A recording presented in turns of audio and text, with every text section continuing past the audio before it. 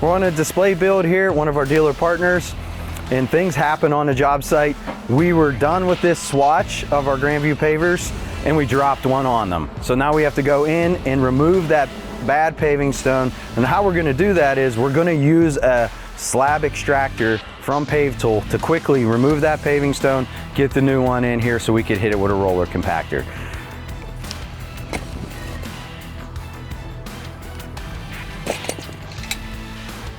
Very simple device. It's a mechanical clamp set up for a 12-inch dimension so we could come pull any slab in this 3-piece system and replace it if need be.